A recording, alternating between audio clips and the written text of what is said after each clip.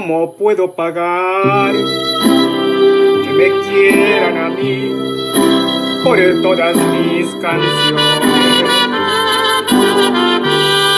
Ya me puse a pensar y no alcanzo a cubrir tan lindas intenciones. He ganado dinero para comprar un mundo más bonito que el nuestro,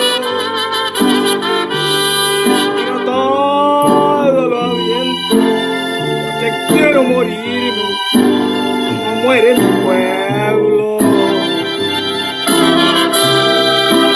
No quiero saber qué se siente tener millones y millones.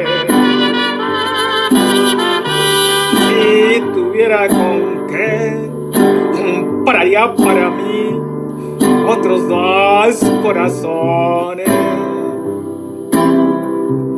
para hacerlos vibrar, llenar otra vez sus almas de ilusiones y poderles pagar que le quieran a mí y a todas mis canciones.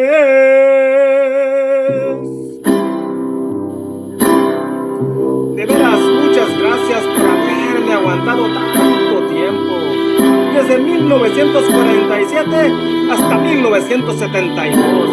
Yo siento que todavía me quieren. ¿Saben por qué? Porque yo he ganado más aplausos que dinero. El dinero, pues, no sé ni por dónde lo quieren. Pero sus aplausos, esos los traigo aquí adentro y ya no me los quita nadie. Esos son conmigo hasta la muerte. Voy a poderles pagar que me quieran a mí y a todas mis canciones.